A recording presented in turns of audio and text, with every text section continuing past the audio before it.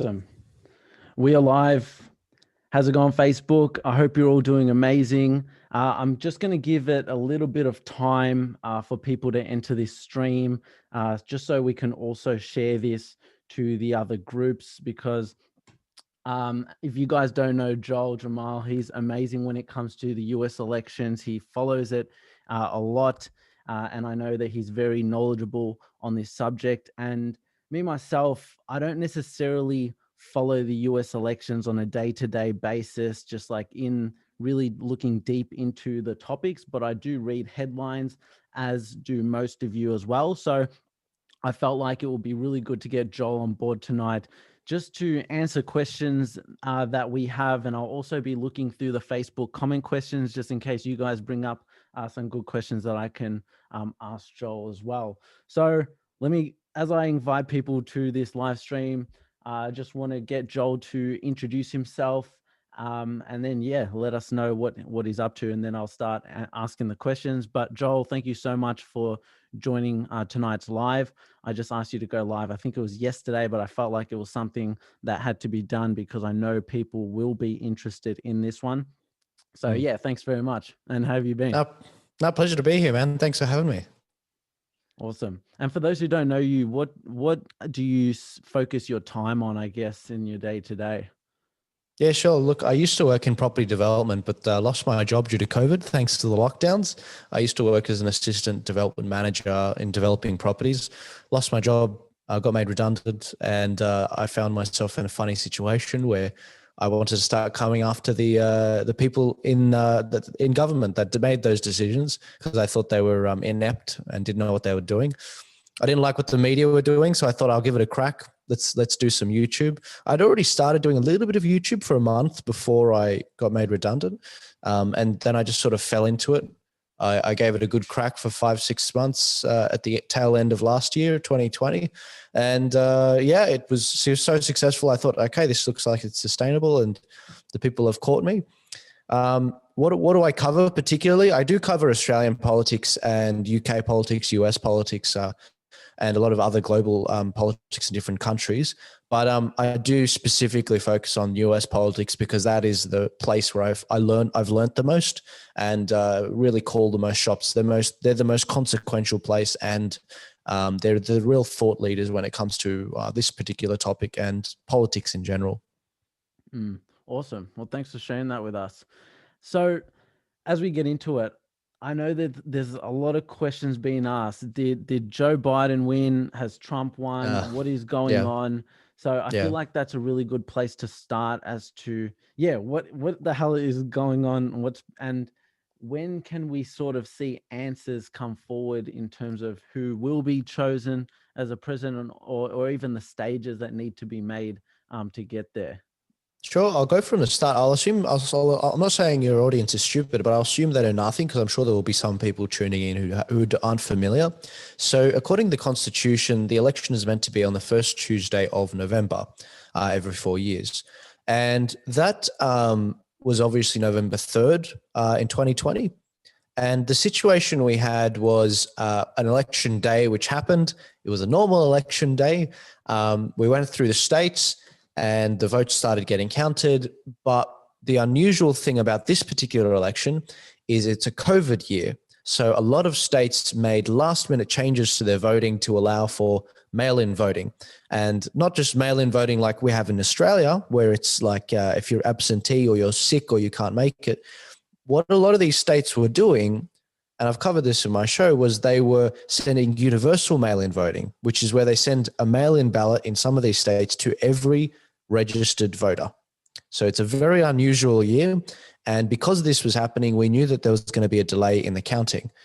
So going back to November 3rd, we had all of these votes coming in, and we had a situation where all of these votes started getting delayed, the vote counts. They'd either go home, or in one area, in one county, there was a pipe that got burst. In another story, voting would stop for a while, and then you'd see a big jump in votes, 700,000 votes, and Trump wouldn't get one.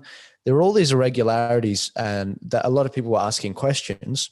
So the weeks after that, the 4 or 5 weeks after that, there were a lot of questions and inquiries that were made. I won't go into it. There's 50 states. You can imagine how complicated it is, but this is not a simple situation that happened. And we had a situation where there was a lot of back and forth between these states.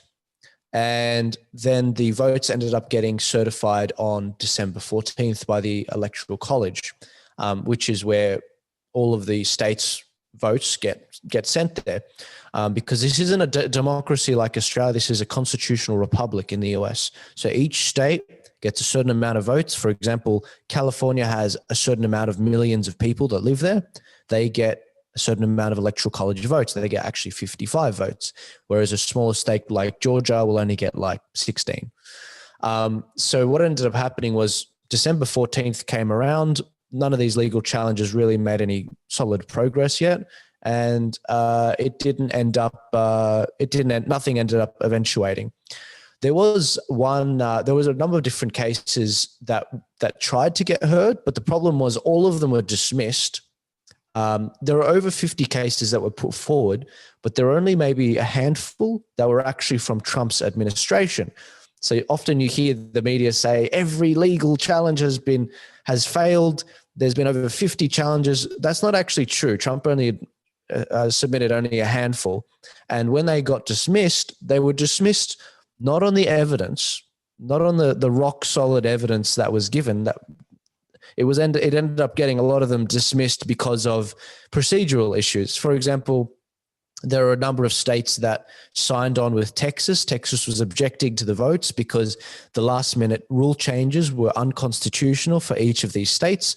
For example, Pennsylvania, they changed their rules to allow for universal mail-in voting last minute, which is against their constitution. They need a constitutional amendment to do that, and they didn't do that. And Texas was objecting. However, you'd think that the Supreme Court would want to hear that case, but it didn't, because it said that Texas did not have standing in the case. What does that mean? It meant that Texas had nothing to do with it. They were a third party. This is between two other parties. Texas has nothing to do with it. So you can see it's never on the evidence that these cases were dismissed from the Trump administration. They were always on technicalities, things not being filled out properly. Being not a party to the problem. And this is where a lot of the frustration has sort of grown from with a lot of the Trump supporters, as you would have seen these last few days and weeks. They don't feel like they're being given a fair hearing. So after December 14th, the Electoral College was certified by the Electoral College. However, they can still be challenged on January 6th, which we saw with Mike Pence. And the purpose of the certification is for a last effort from any congressional people in the House of Congress. That's where Nancy Pelosi is. And also for any senators to raise any concerns. That would be their last opportunity to raise their concerns. That is when Mike Pence, the vice president, he's the president of the Senate, different phrase, different position, and he counts the votes. It's his job to make sure he gets these envelopes from these electoral college states that were, you remember on December 14th how I said all the electoral college met and they sent their votes to be counted? Well, he gets those envelopes. They come in boxes. They're sealed. They get opened up in front of Mike Pence, and he opens them and reads them. However, this is the problem. On January 6th, what ended up happening was there were 7 states that sent electors both for the Republicans and the Democrats. So that's a bit of a problem, because it's like, which ones should Mike Pence count? Those 7 states included Georgia, New Mexico, Pennsylvania, Arizona, Wisconsin, and Michigan. Now, in those particular states, also Nevada. In those particular states, Pence got 2 envelopes, one counting votes for Donald Trump and Mike Pence, and the other one counting votes for Joe Biden and Kamala Harris. Now, this is where the constitutional debacle sort of happened. a lot of people were worried and not sure how Mike Pence was going to count these votes. Was he going to throw both of them out and saying no one gets them? Was he going to count them for both candidates? Was he going to pick one of the sides? Was he going to pick Trump or pick Biden and throw the other one out? We weren't sure. What most Republicans were really hoping for in the March that were there, they were hoping that Mike Pence was going to get the votes, put them aside, and say, I can't certify these votes because of the electoral issues that we've heard. And if that were to happen, he would then say, I need to go back to the state legislators to ask them who the votes are for. Let me take a step back. Who the hell are the state legislators? You know, in New South Wales, for example, this is the best way I can explain it to an Australian, how we've got our state representatives, and there's a lower house and there's an upper house. Well, similarly in America, they've got a lower house and they've got a Senate for each state. So they've got their own little congresses.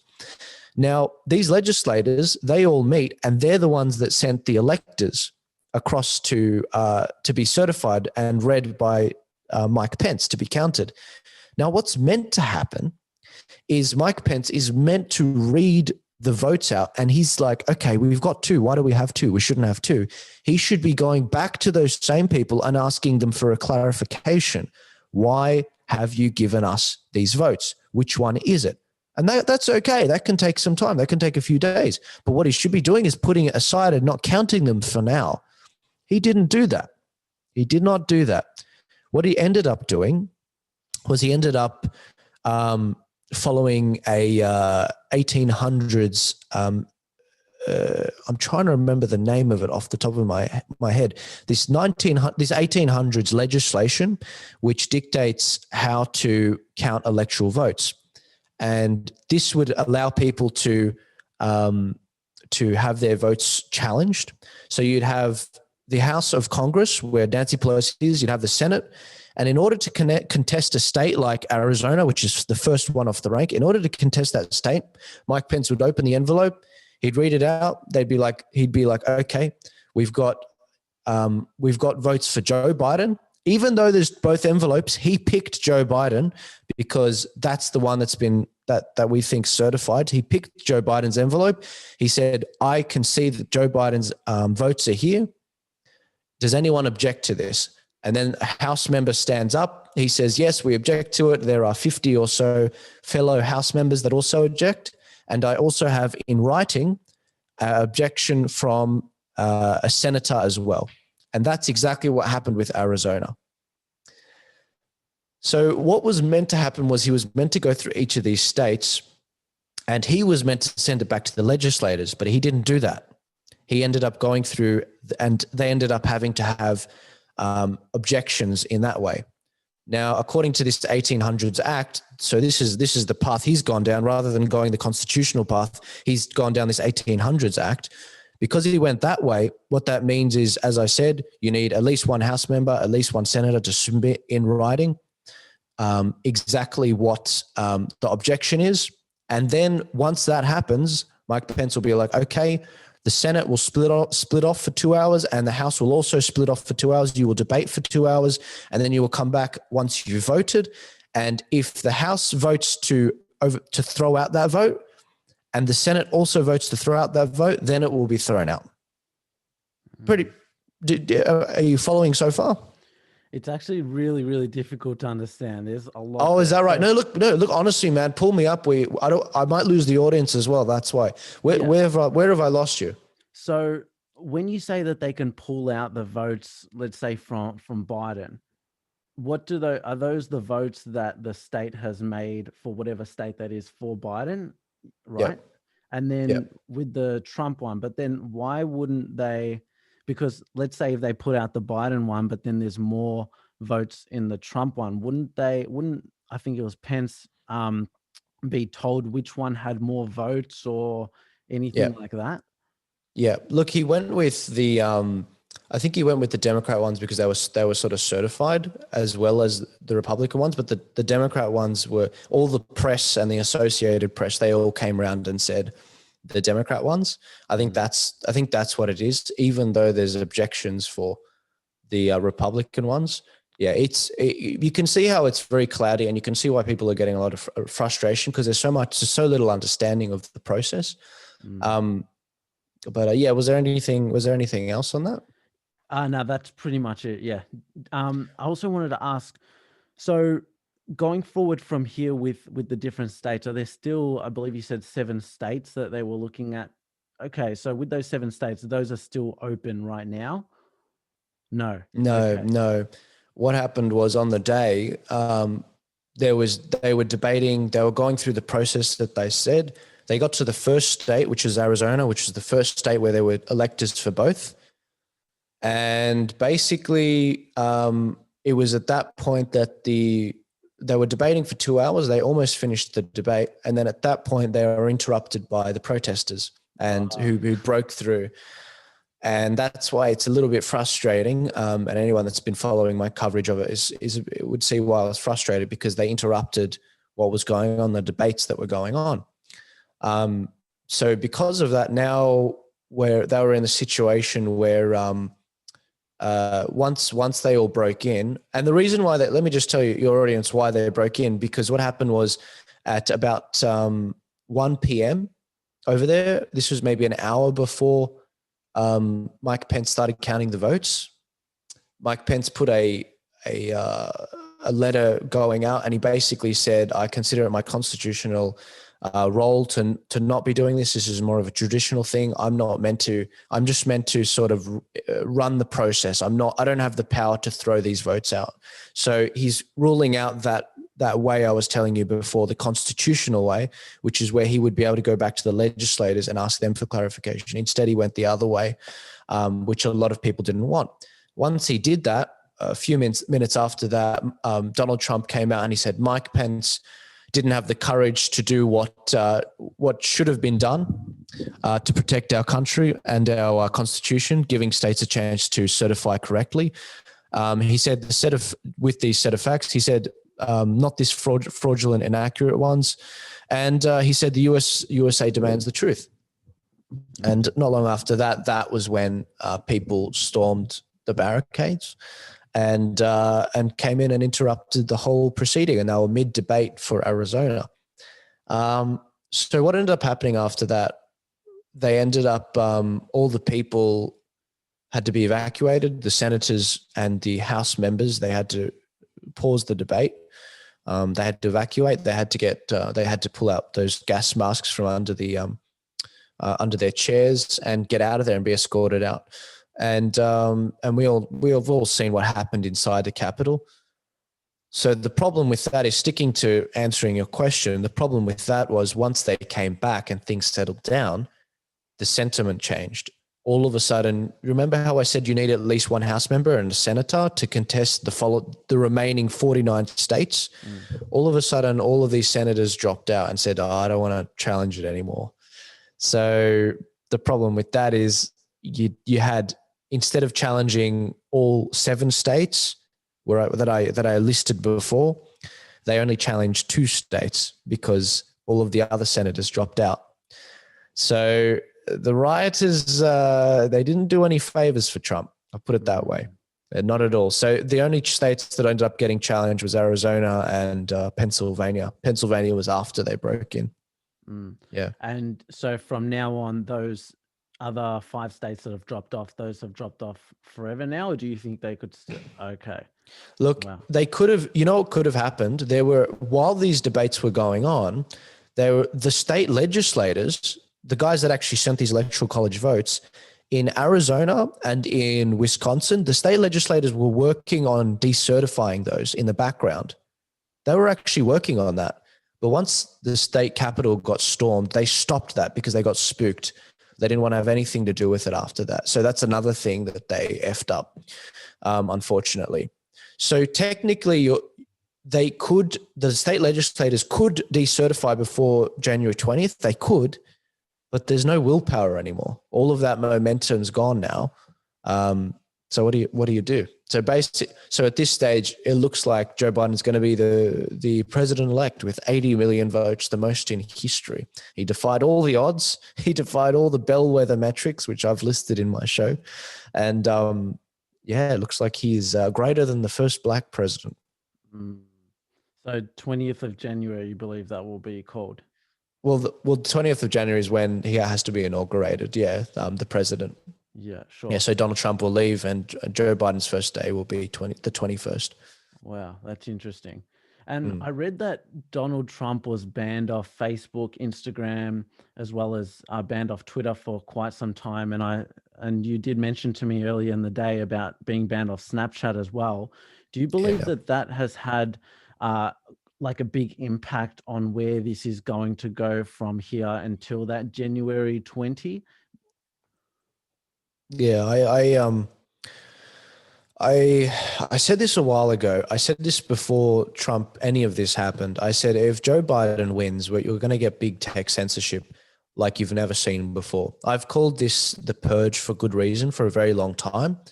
Now you will all see why it's a purge. We've seen little purges, little purges, but we're going to see some massive purges this year and ongoing. The Democrats have a supermajority.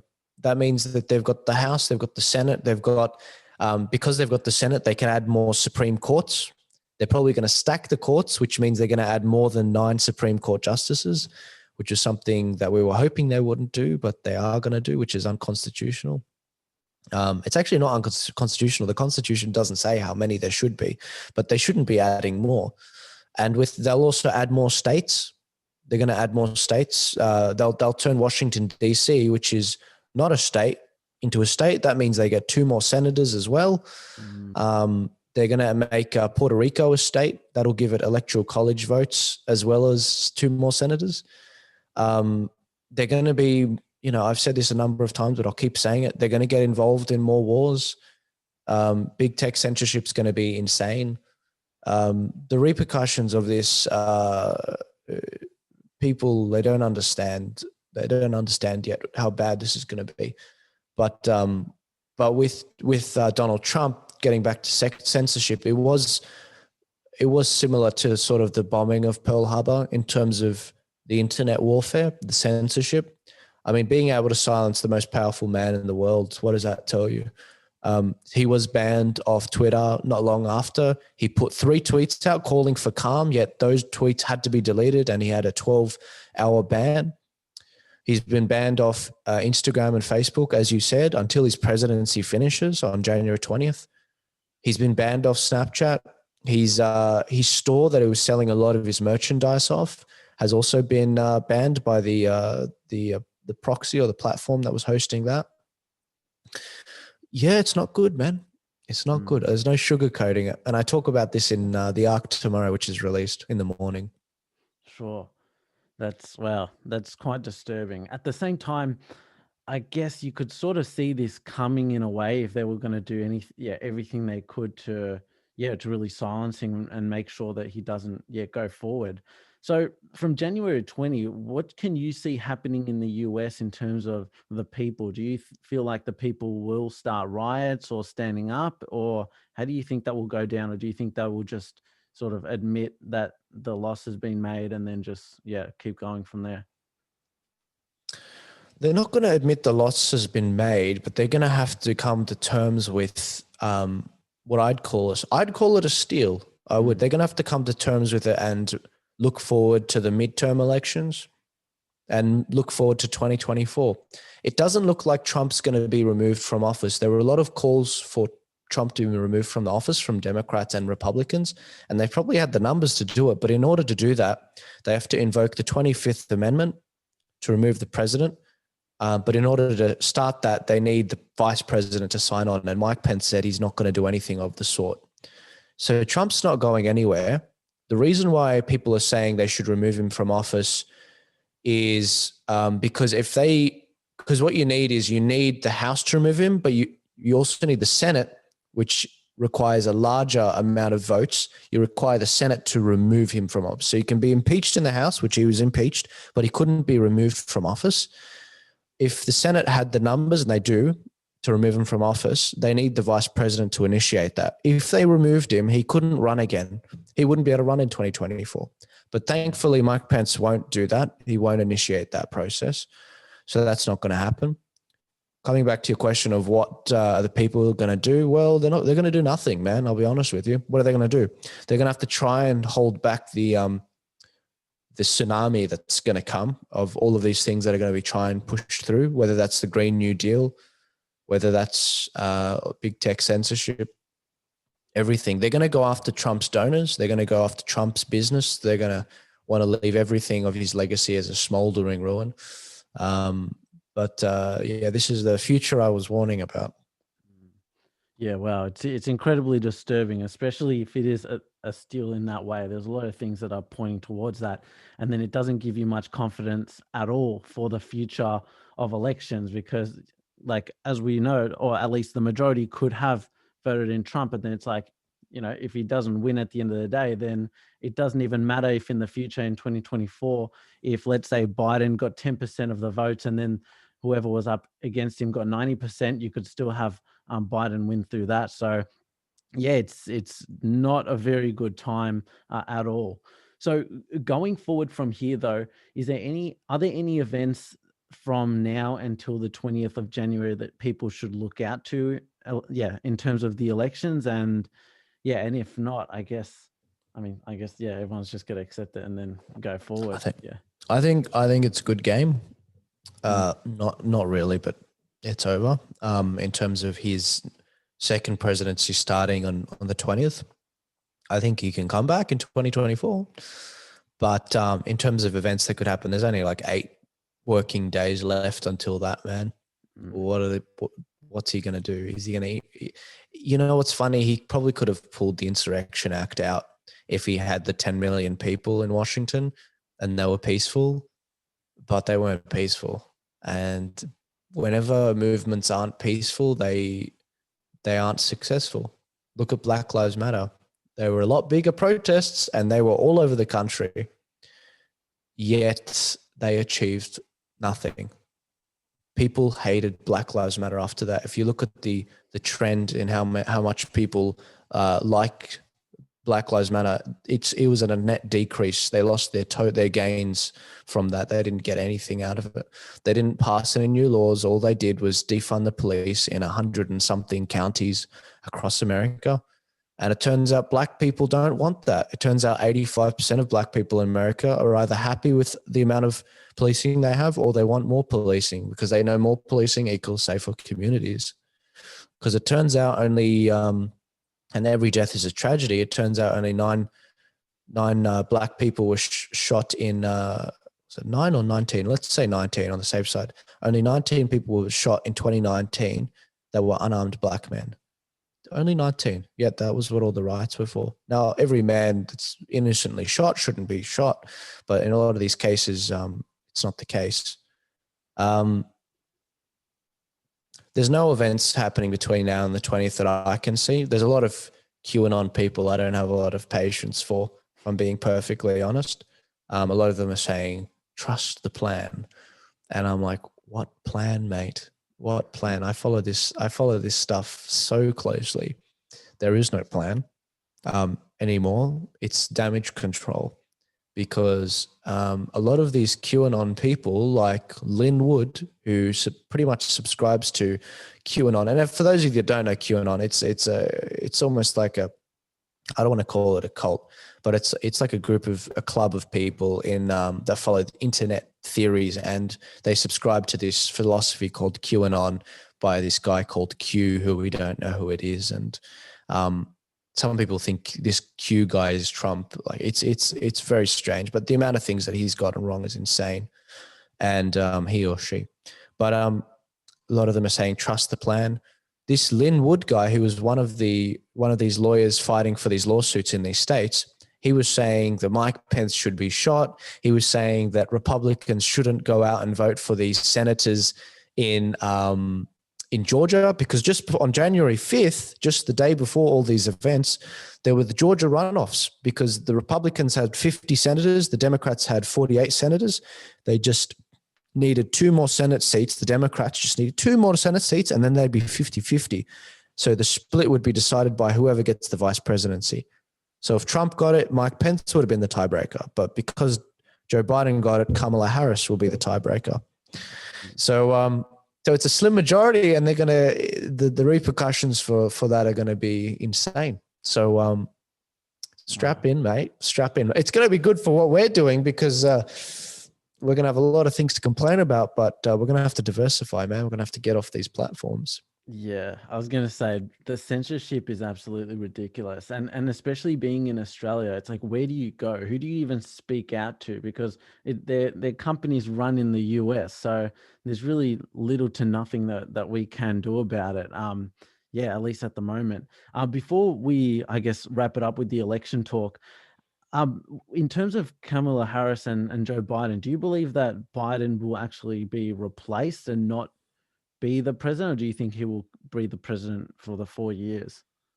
I think he'll be the president for the 4 years, but I think there's a good chance that he'll be sitting in the sunroom with a blanket on him, having a nap, while Kamala Harris does all the duties. I don't know. Legislation was passed, I think, by the head of the Speaker of the House, Nancy Pelosi, who's been re-elected, by the way. Before this election in 2020, she passed legislation to remove the president if he's deemed by his vice president to be not mentally fit. She put legislation forward of where there would be a council of about 20 people to assess the mental health of the president, and they could recommend the president be removed from office. Maybe that's for Biden. I don't know. Maybe Kamala Harris will be the president, even though no one really sort of voted for her because they sort of vote for the president. But if something like that were to happen, she would become the president, and she could nominate anyone she wants to be vice president.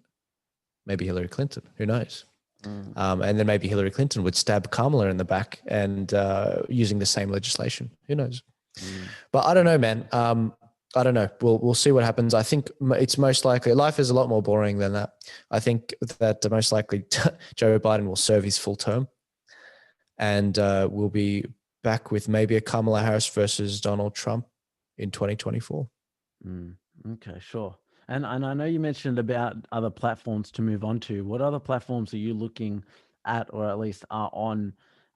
Besides Facebook and Instagram, because we know it's going to get a whole lot worse. And I do believe that I think it's only a matter of time where even our accounts, or even my account for sure, will be just like completely removed off Facebook, Instagram, and potentially even YouTube as well. Because so what platforms do you reckon? I should be on more, but the problem is there's literally dozens of different platforms, and I don't have time for all of them. Like I totally get the time constraints for creators like such as yourself, but I'm on I'm on mainly Facebook, YouTube, Instagram. Twitter's my Twitter's censorship is insane. I've been under the thumb for 2 years. I can't say a thing unless if it's replying to someone. But alternatives, I'm on Parler. I'm working on BitChute, but honestly, man, I don't want to commit to I don't want to commit 5% of my time to half a dozen different platforms. I just don't have the time for that. Maybe if I had someone helping, I could, but I actually don't have the time for that. So I'm waiting for the once the censorship picks up, there will naturally be a platform that rises up. Maybe it's Parler. Maybe I'll invest more time in Parler if that's the one. And whichever one naturally rises to the surface, then I'll be like, okay, I'll go hard. It's sort of bad because the people that get in early will be good, but I'm also sacrificing my time on all of these other platforms that are giving me growth. What's the point? So I might wait a bit. I'll still focus on the platforms I've got now. I'll put a bit of effort into Parler because it seems like that one's pretty good right now. It's not removing too many people unless it's like a lot of swearing, I think. But that's where things stand right now. Sure. And in terms of social media platforms or your handles, where can people find you on Facebook, Instagram, YouTube, if they want to continue following you? Yeah, look, if you search into, if you go to YouTube and you type Joel Jammal, that's JAMMAL, and you search channel under the channels tab to refine your search, you'll actually see, and if you go to any of my videos, you'll see under the videos, I've got a link to all of my social media. It's just my first name. It's just my first name, my last name, for all of the platforms that I'm on. Yeah, literally any video, man. Any video will have that. But that's my YouTube channel. And if you click any of these videos and you scroll to the bottom of it, you'll find in the description I've got I think half a dozen different platforms there. Joel Jammal host, Facebook, Instagram. I do write for the Spectator a bit when I have time. YouTube, Twitter, and Parler. Awesome. Amazing. Yeah. So people can pretty much search up, and find all the other platforms once they go onto your YouTube, and they can also support you on PayPal as well to continue your work, because I know that you've been doing an incredible job. And just keep it up. Really, you've been doing amazing. And guys, I will say I've watched heaps of videos between Joel and Ricardo. They are amazing on the ARC show. So definitely go check it out when you have time. It's very interesting, and they talk a lot about, I think, a lot of subjects that we're quite interested in, at least like the community that I've got. So I'd highly recommend you guys do so and stay with the loop with all that. Joel, was there anything else you wanted to say before we head off? No, not at all. I mean, I was curious if any of your audience had any burning questions. Oh yeah, but if not, I'm more than happy to call it there, mate. Everyone should strap in, and everyone should definitely listen to the podcast I release tomorrow of the ARC with Ricardo, where we go through with footage the events of yesterday. Wow, that would be amazing.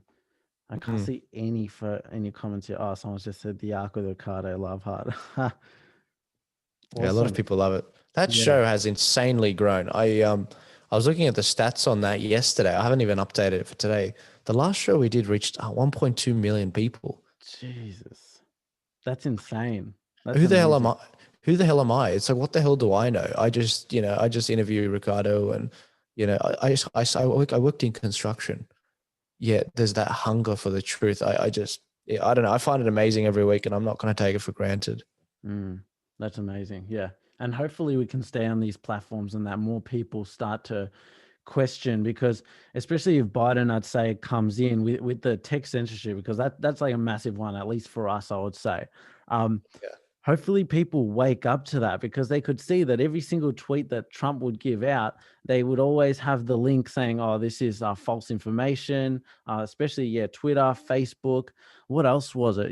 There's just a ton of that censorship going on, and people need to realize it's, even when you put up any post whatsoever about COVID or vaccines on Instagram or your stories, it says, oh, because your post included information about vaccines, like, we're going to have this World Health Organization link below just to educate people. It's like, why, if this was I mean, I know we're going to, I don't want to go so far into this now, but why would people need to be like convinced so badly of the truth on like each and every single post? Like, it doesn't make sense. Like, for me, like, I don't know how people can't open their eyes to that. Like, I saw this amazing post. It was like, this is the first pandemic we've had that needs 24/7 advertising and marketing on it, just to make sure that people are convinced that we're still in this. And that goes into a whole other big list of things. A whole other realm. Yeah. I see where the tech giants are coming from. I mean,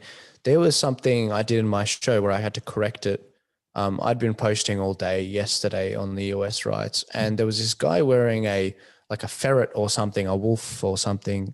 We've all seen the photos of him in Congress. And I said, oh, it looks like this guy's an Antifa guy because he was at a Black Lives Matter protest. Well, I was fact checked on that. And I'm glad Facebook checked me on it. It turns out that guy was actually a counter protester at that Black Lives Matter protest. So what he was he was opposing Black Lives Matter. So he was a Trump supporter. And so I was like, look, sometimes they're right. That's the problem. But other times it's political, and it's like, do lockdowns work? And then they put a tag there. And it's like, lockdowns don't work. They don't. One of the videos I put out, I think it's the first one I've got 200,000 views on. It's a guy named Measured Nawaz. He has a show on LBC radio in the UK, and he reads out this study, which basically comes to the conclusion that lockdowns make 10 times more deaths than actual coronavirus. The study came to the conclusion that 550,000 or something deaths would happen due to lockdowns, 10% of that would actually be due to coronavirus. So it's 10 times as many due to the lockdowns. Isn't that crazy? And yet here we are being, and this is the funny thing. Sometimes, YouTube bans us for not following the World Health Organization. That's what they said. When the pandemic first started, they said the lockdowns work. Then they changed that. Now they're saying, as of 3 months ago, that lockdowns don't work. They're saying it should be an absolute last resort. Yet we're still censored. It's like, sometimes I just feel like it's just a teenager or young 20-year-old that's banning these things. They're just like, oh, does it say COVID? Is it opposed, or do they believe it? Or nah, whatever. I'm not bothered. I'm not going to read into it. I'm not going to look for nuance. I'm just going to ban it. Exactly. Anyway, yeah. yeah. And Brave new world, mate. Yeah. And they tell us that lockdowns are needed or whatever, but the same people telling us that lockdown works are the ones that say the only way we can get out of lockdown is if we have their vaccine. Because the vaccine doesn't solve it. You still can be you can still get COVID again. You can still be transmitted to other people. They might even need another vaccine because there's a new strain of virus. I mean, where does this end? I've followed their game for the longest time, and nothing makes sense. Their rules just don't make sense at all. Anyway, what do you do, man? Yeah. I had someone, I was following them on Instagram. I'm not going to call them out. They're just someone I knew in the past, but they put up a story of voting, and they wrote, would you rather wear a mask, or would you rather be in lockdown? And it's like bullshit equivalence. It's a false. Yeah. It's not even a choice. Yeah. They I think vote this is flip. they think this will end when people do the right thing, but it's like when people do the right thing, they keep locking you down. It's like lockdowns do not work. Let's just reopen. Let's keep going.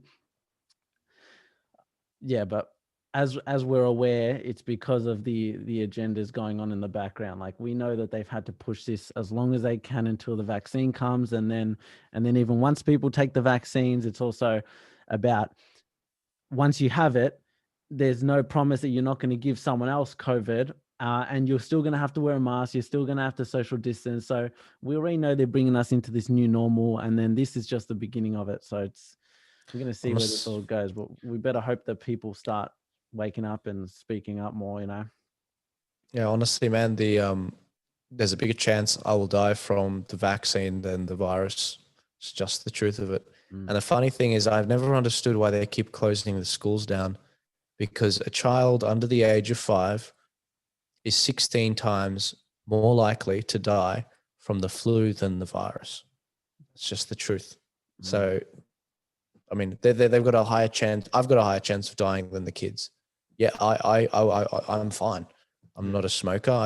I'm not overweight. I exercise regularly, eat healthily. Not, I don't know. These people are stupid, and they run our government. But you know what, man, Raphael, this is what happens when people fall asleep at the wheel and they let their government be run by other people. When I say other people, what do I mean? I mean, if you sit the game out, the worst kinds of people are going to take control. I don't want to do this crap. I don't want to go to keep the government in check. This is really boring. Yet I find myself in this position because if I don't do this, if good people don't stand up, then the worst kinds of people will seize the opportunities. And Jordan Peterson once said this to me.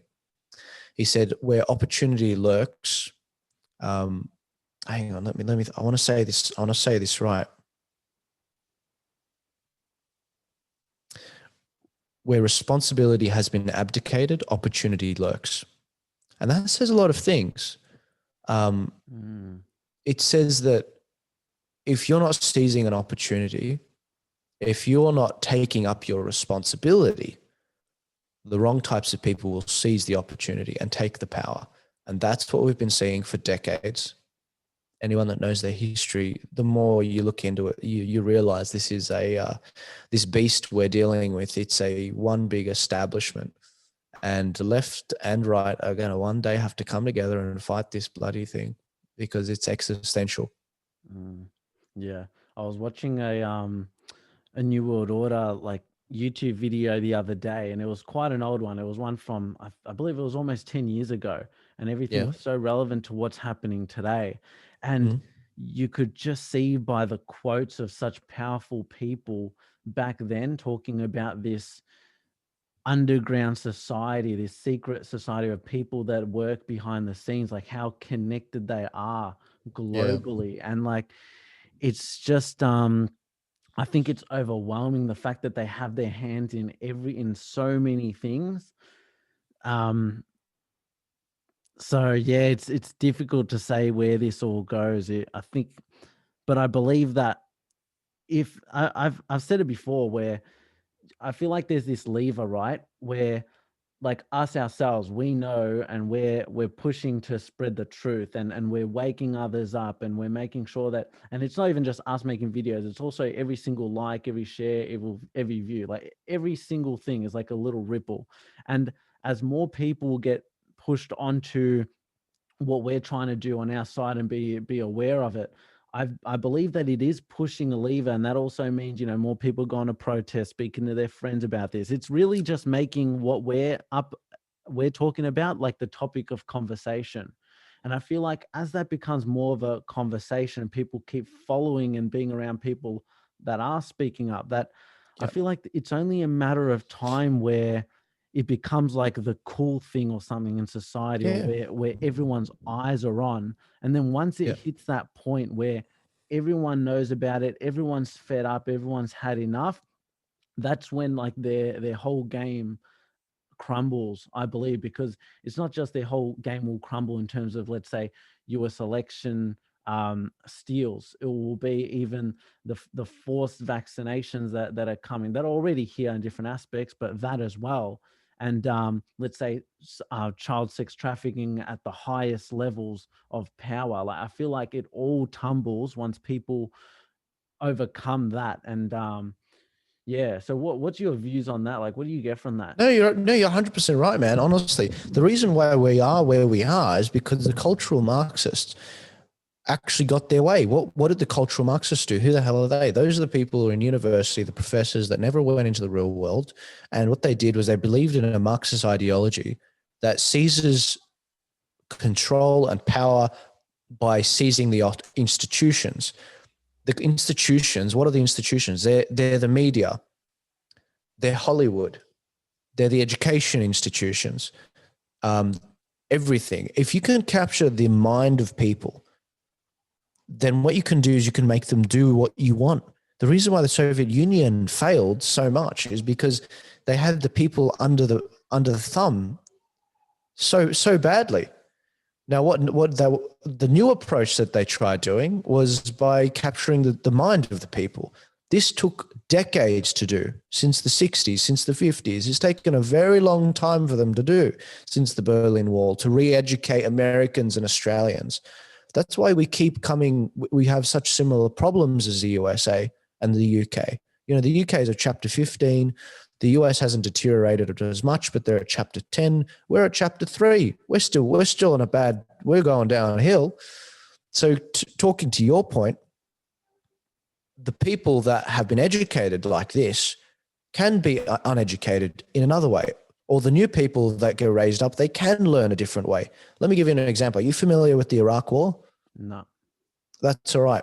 The reason why we were told at the time, back in early 2000s, this is in the wake of 9/11, they were trying to find a reason to invade Iraq.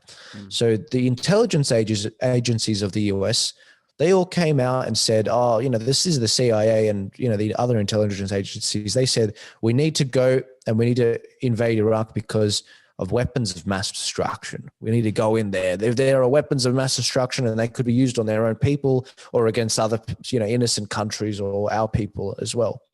And so what they did was they invaded Iraq for that reason. Anyway, all these leaks came out and it turns out that was bullcrap. They invaded the country. They tore it to shreds. They ripped up their democracy and there were no weapons of mass destruction. So now it's a running joke because all the people online, this is back when the online area was too free. It was very free. There was so much stuff you could get away with. The people online, it became a running joke. There were no weapons of mass destruction there. So it's sort of funny. So if you say today, and goes back to the education thing, if you say today something that people know is untrue, and enough people in the room know it's blatantly untrue, they will just laugh. So if you were on, for example, Q&A, and you were a politician, you were Scott Morrison, and he said, I agree, we should have gone to Iraq. The reason we went there was because of weapons of mass destruction. I guarantee you $1,000, everyone would burst out laughing because they all know it's untrue. That is what we have to do with all of these things we're talking about. So when a politician says lockdowns work, we have educated you, me, and the rest of alternative media in Australia. We've educated everyone to know that that's bullcrap. And people can say, yeah, that's bullcrap. It's 10 times as worse. So that they laugh at them just like they would with weapons of mass destruction. Weapons of mass destruction, that event happened 10 years ago. So this takes a while to build up. But the socialists have been working at it for a very long time. So there is hope. We can do it. But the way we do it is by, as you said, and that's why you're on the dot, 100% right, through educating the people. And we can do it. People know it in their core that this is bullcrap. They know it doesn't make any sense because they have a brain. But anyway. Yeah, for sure. Well, we'll see where this goes overall. But yeah, sick. Well, thanks so much, Joel. This was amazing. Incredible. Oh, man, I can't wait. I need to pull out something right now. I can't. I saw you go like this when you were thinking, and then you've gone like this. No, I did that. Yeah, no, like, look, mate, I don't have a drop of white in me. I can pull that sign all I want. It means okay to me, you know. It was a game I used to play when I was a kid. Don't look down. Yeah, so you look now. I'm going to punch you next time I come to Victoria. Next time I come to Victoria with Ricardo, I'll give you a punch. No worries, I'll get that punch. 6 fish. That's funny. Yeah. Do you get crap because of that? I think I would if I did. I mean, you're not white, are you? The people speak out so much when they see like whatever. Like if your t-shirt has a triangle and an eye there, I mean that's real far, but yeah. No, I know you mean the pedo symbols and the Illuminati. And by the way, everyone, Raphael's a plant. You got to watch out for this guy.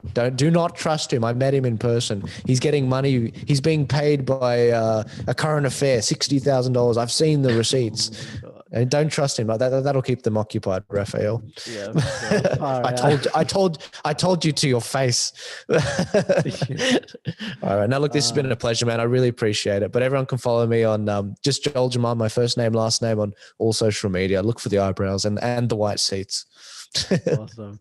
Sweet. Thanks so much, Joel. And thanks so much, everyone, for watching. Please make sure to smash the hearts, share this around on your walls because yeah, I think people need to know. And if you feel like your friends and family will like it and you're not so confident to share it on your wall, then go send it to some of them on Messenger and let them know what's currently going on in the world. If you feel like, yeah, they'll be interested. But thanks so much, Joel. And thanks so much, everyone, for watching. And we'll see you all on the next live. Awesome. Thanks, Raphael. Thanks. Awesome. Just